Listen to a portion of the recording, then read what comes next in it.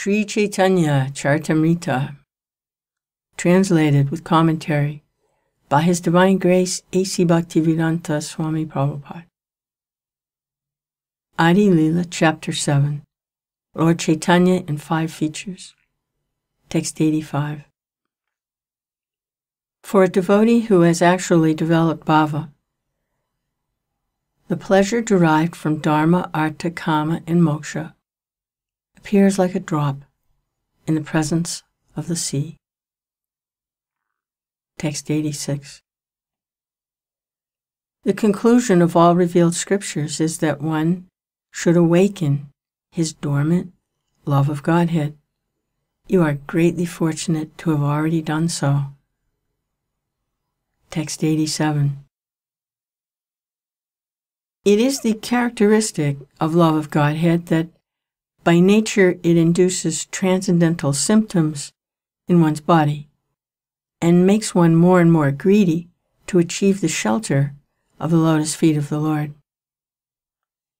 Text 88.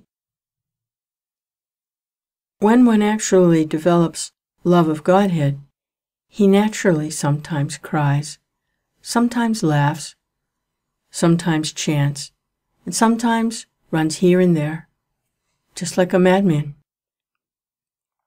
Purport. In this connection, Bhaktisiddhanta Saraswati Goswami says that sometimes persons who have no love of Godhead at all display ecstatic bodily symptoms. Artificially, they sometimes laugh, cry, and dance, just like madmen.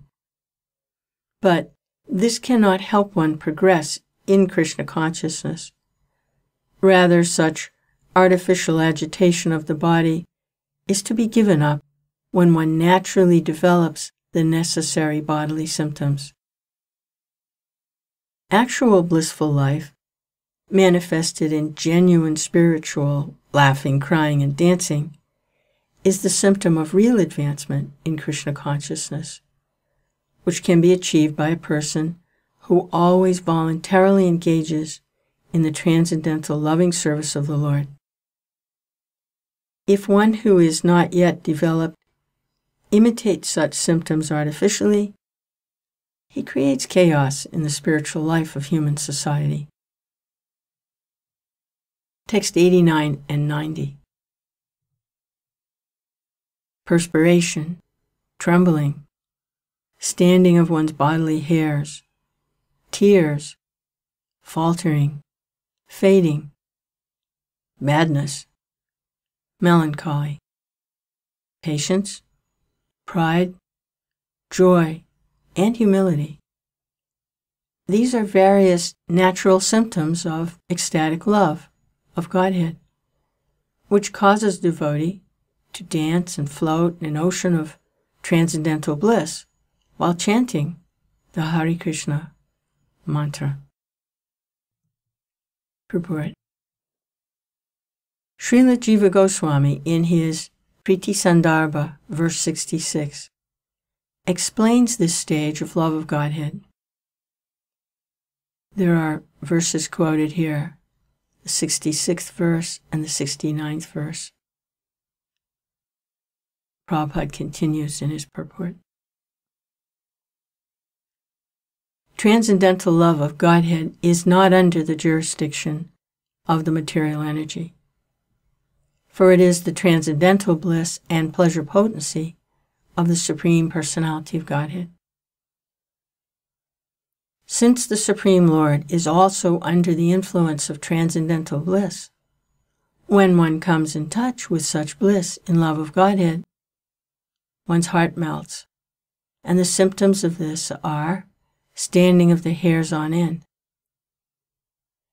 Sometimes a person thus melts and manifests these transcendental symptoms, yet at the same time is not well behaved in his personal transactions. This indicates that he has not yet reached complete perfection in devotional life. In other words, a devotee who dances in ecstasy, but after dancing and crying appears to be attracted by material affairs, has not yet reached the perfection of devotional service, which is called asaya-suddhi, or the perfection of existence. One who attains the perfection of existence is completely averse to material enjoyment and engrossed in transcendental love of Godhead. It is therefore to be concluded that the ecstatic symptoms of asaya-suddhi are visible when a devotee's service has no material cause and is purely spiritual in nature. These are characteristics of transcendental love of Godhead, as stated in Srimad Bhagavatam. Savai pumsam paro dharmo, yato bhaktir at hoksaje, haituki pratyata yayatma suprasidati. Translation: That religion is best which causes its followers to become ecstatic in love of God, which is unmotivated and free from material impediments, for this only can completely satisfy the self. Bhagavatam 1:2-6. Text 91. It is very good, my dear child, that you have attained the supreme goal of life by developing love of Godhead. Thus you have pleased me very much, and I am very much obliged to you. Purport. According to revealed scriptures, if a spiritual master can convert even one soul into a perfectly pure devotee, his mission in life is fulfilled. Srila Bhakti Siddhanta Saraswati Thakur always used to say, quote, "Even at the expense of all the properties, temples, and mats that I have, if I could convert even one person into a pure devotee, my mission would be fulfilled." End quote. It is very difficult, however, to understand the science of Krishna, not to speak of developing love of Godhead. Therefore, if by the grace of Lord Chaitanya and the spiritual master, a disciple attains the standard of pure devotional service, the spiritual master is very happy. The spiritual master is not actually happy if the disciple brings him money, but when he sees that a disciple is following the regulative principles and advancing in spiritual life, he is very glad and feels obliged to such an advanced disciple. Text 92. My dear child, continue dancing, chanting, and performing Sankirtan in association with devotees. Furthermore, go out and preach the value of chanting Krishna Nam, for by this process you will be able to deliver all fallen souls. Purport. It is another ambition of the spiritual master to see his disciples not only chant, dance, and follow the regulative principles, but also preach the Sankirtan movement to others in order to deliver them. For the Krishna consciousness movement is based on the principle that one should become as perfect as possible in devotional service oneself and also preach the cult for others' benefit. There are two classes of unalloyed devotees, namely Gostyanandi and Bhajanandis. Bhajananandi refers to one who is satisfied to cultivate devotional service for himself, and Gostyanandi is one who is not satisfied simply to become perfect himself, but wants to see others also take advantage of the holy name of the Lord and advance in spiritual life. The outstanding example is Prahlad Maharaj. When he was offered a benediction by Lord Nrsingadev, Prahlad Maharaj said, there's a Sanskrit verse here. Translation. My dear Lord, I have no problems and want no benediction from you, because I am quite satisfied to chant your holy name. This is sufficient for me because whenever I chant, I immediately merge in an ocean of transcendental bliss. I only lament to see others bereft of your love.